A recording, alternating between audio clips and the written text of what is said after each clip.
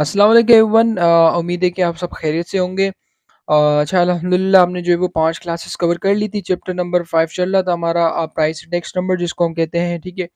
और अल्हम्दुलिल्लाह इसको बहुत डिटेल में हमने चीज़ें कवर की थी। जो स्टूडेंट यहाँ से पढ़ रहा है उसको तो मैं गारंटीड करता हूँ कि अगर उसने 5 क्लासें वो लिए और आज की क्लास ले लेगा तो 10 ईयर खोल के फिर उसके बाद 10 साल के वो शॉर्ट क्वेश्चंस के पार्ट निकालें। 10 साल के सिर्फ इसी चैप्टर के 10 साल के अगर वो क्वेश्चन निकालता है तो इंशाल्लाह उससे वो 10 साल के सारे क्वेश्चन अटेम्प्ट होंगे। और आपको ये आइडिया भी हो जाएगा कि मीन मोड मीडियन से जो है एक लॉन्ग क्वेश्चन आता है, आपको पता है एवरेज चैप्टर से, चैप्टर नंबर 4 से एक लॉन्ग क्वेश्चन आता है और वहाँ से एक जो है वो तकरीबन शॉर्ट क्वेश्चन या 2 शॉर्ट क्वेश्चन आते हैं। इसी तरीके से यहाँ से चैप्टर नंबर 5 6 से भी सॉरी चैप्टर नंबर 5 से भी एवरेज जो हमारा इंडेक्स नंबर है, इससे भी एक लॉन्ग क्वेश्चन आता है, लेस्पेयर, फिशर और पाशा वाला हर साल आता है, ठीक है? और शॉर्ट क्वेश्चन भी यहाँ से तकरीबन 1 या फिर 2 बनते हैं। तो आप मुझे खुद बताएँ 5 नंबर का शॉर्ट और 15 10 नंबर का लॉन्ग, तो 15-15 30 नंबर आपके यहाँ पे बन गए। बाकी बच गए 20 नंबर। 20 नंबर हम जो है वो चैप्टर नंबर अगर आपने 2 किया हुआ है, ठीक है, 2 जो 3 हमने सॉरी किया था, फ्रीक्वेंसीज़ वगैरह वाला चैप्टर और ग्राफ वाला, तो एक-एक क्वेश्चन वहाँ से आ जाता है आपका। तो मतलब ये है कि आपका क्वेश्चन यहाँ पे कंप्लीट हो जाएगा इंशाल्लाह। चैप्टर नंबर 6 के बाद आपका सिलेबस कंप्लीट है।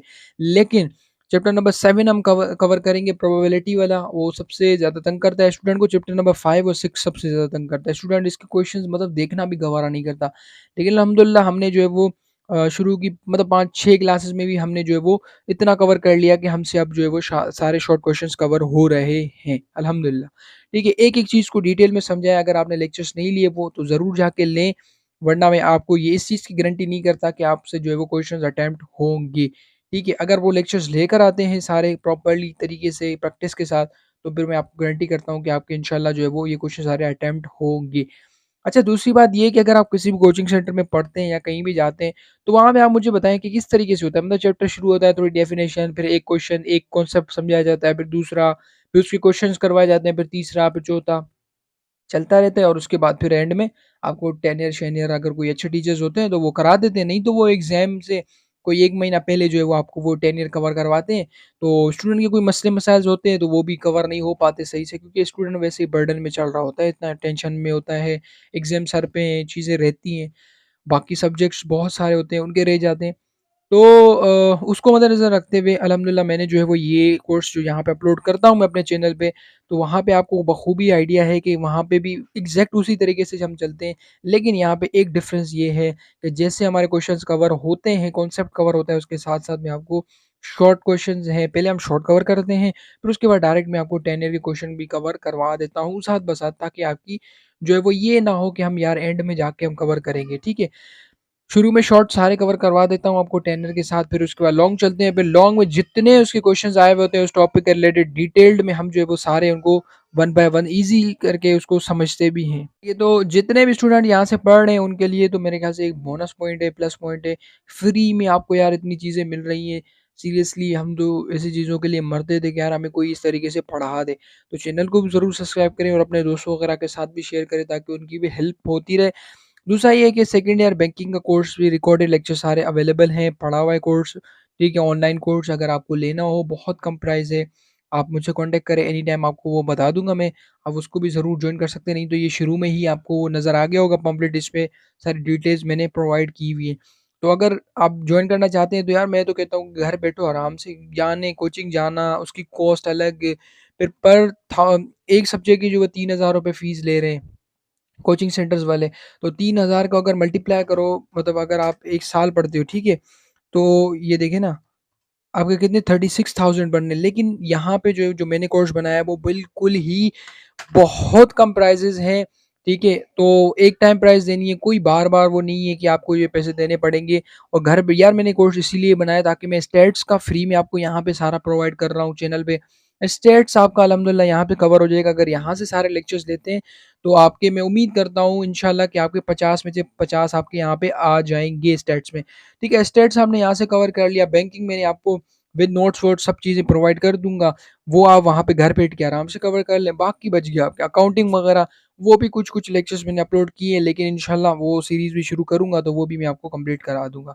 ठीक है, तो ये थोड़ी-सी डिटेल्स थी आपके साथ शेयर करना ज़रूरी था। तो सिंपल एग्रीगेट अच्छा हमने पिछली क्लास में सिंपल एग्रीगेट मेथड पढ़ा था। आज जो है वो सिंपल एवरेज मेथड है, ठीक है? अब एवरेज मेथड जो है वो ये क्वेश्चन आया था एग्ज़ाम में और काफ़ी स्टूडेंट को इसमें जो है वो मसला आ रहा था, समझ नहीं आ रही थी चीज़ किस तरीके से कवर करें। तो मैंने कहा चलो यार मैं जो है वो इस पे वीडियो बना देता हूँ, आपको जो है वो ईज़ी समझा देता हूँ क्योंकि मेरा काम ही समझाना है, तो इंशाल्लाह जो है वो इसको हम थोड़ा ईज़ी करते हैं। तो कहते हैं द फॉलोइंग टेबल शोज़ 2019 में ये क्वेश्चन आया है, following shows the prices of the items. ठीक है, अब ये आइटम्स वो वाले आइटम्स नहीं समझ लेना, ठीक है ना? क्योंकि स्टूडेंट्स हमारे माशाल्लाह बहुत तेज़ हैं, तो वो दूस डबल मीनिंग्स निकालना उनको बहुत अच्छे तरीके से आता है। ठीक है, तो आइटम्स फॉर द 5 इयर्स कहता है कि भई ये प्राइसेज़ दी हुई हैं और कमोडिटीज़ के आइटम्स की जिनकी 5 साल की प्राइसेज़ दी हुई हैं। तो कहता है calculate the price index number for all the years. ठीक है भाई, प्राइस इंडेक्स निकालेंगे, लेकिन किससे निकालें हम? सिंपल फिक्स्ड बेस से निकालें, एग्रीगेट से निकालें या चेन बेस्ड मेथड से निकालें, वो अब आगे देखते हैं।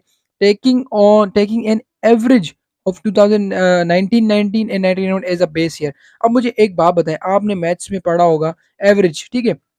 एवरेज का क्या होता था? हम क्या करते थे भाई, A plus B divide by two करते, मतलब दो वैल्यूज होती थी उनको प्लस करते थे और डिवाइड बाई टू करते थे, हमारे पास जो है वो एवरेज आ जाता था। ठीक है, कभी भी जो है वो हम एवरेज निकालते थे तो हम इस तरीके से एवरेज निकालते थे। तो सिंपल इन्होंने भी वही बोला है कि भाई 1990 1990 और 1991 दोनों जो वैल्यूज हैं उनको आप प्लस करो और उनको डिवाइड बाई टू करो, जो उसकी एवरेज आएगी वो आपका बेस ईयर है और बाकी सारा क्वेश्चन सॉल्व करो। ठीक है, अब इसने ना यहाँ पे हमें ये नहीं बताया कि भाई फिक्स्ड बेस मेथड को अप्लाई करो, चेन बेस को करो या क्या करो। तो हम क्या करेंगे, हम सिंपल करेंगे भाई, क्यों अपनी ज़िंदगी अज़ाब बनाएँ? तो हम फिक्स्ड बेस मेथड को ही फ़ॉलो करके चलेंगे। लेकिन सिर्फ़ यहाँ पे एक काम जो था वो एवरेज वाला काम था। तो एवरेज को जो है वो समझाने के लिए मैंने यहाँ पे कुछ चीज़ें लिखी हैं। कहता है टेकिंग एवरेज ऑफ, आपने ये भी लिखना है ज़रूर पेपर में कि भाई टेकिंग एवरेज ऑफ 1990 एंड 1991 हम भाई एवरेज ही ले रहे हैं। तो एवरेज के लिए हमने क्या किया 45, भाई 1990 में 45 प्राइस थी और 1991 में 50 थी। तो हमने कहा ठीक है भाई, हम दोनों को प्राइस को ऐड किया, डिवाइड बाय 2 किया, 47.5 आ गया। ये हमारा बेस ईयर है और हम चेन बेस्ड मेथड में कुछ भी अप्लाई नहीं करेंगे, हम सिंपल फिक्स बेस मेथड को ही फॉलो करें। अगर वो कुछ और बोलता तो हम उसको फॉलो करते, अगर वो चेन बेस्ड बोलता तो फिर वो एवरेज नहीं देता, ठीक है? लेकिन अगर स्टिल वो कुछ भी दे सकता था, लेकिन हम जो है वो यहाँ पे फिक्स बेस मेथड को ही फॉलो करेंगे। तो सिंपल भाई, अब हम जो है वो 45 या 50 को हम बेस ईयर नहीं लेंगे क्योंकि यहाँ पे इन्होंने बोला है कि एवरेज ले लो उनकी, वो आपका बेस ईयर। तो हमने एवरेज लेके हमने बोला भाई ये हमारा बेस ईयर है, अब ये हो गया हमारा फिक्स्ड, ठीक है? तो अब हम पहले ईयर की चेंज निकालने भाई। तो पहला ईयर क्या है आपके पास? ये हमारे पास आपको पता है P1 होता है, करंट ईयर होता है और बेस ईयर तो हमारे पास ये फिक्स्ड हो गया है बेस ईयर हमारा। तो सब में जो है वो बेस ईयर फिक्स्ड हो जाएगा, फिक्स्ड बेस हमने कवर किया था पहले भी। तो 45 डिवाइड बाय 47.5 मल्टीप्लाई बाय 100 किया आपने, नॉर्मल फार्मूला हमने अप्लाई किया है, P1 divide by PO multiply by 100 वाला फार्मूला, ठीक है? सिंपल जो हमने फार्मूला प्राइस इंडेक्स का फॉलो किया था उसी को आपने किया, आपका आंसर आ गया।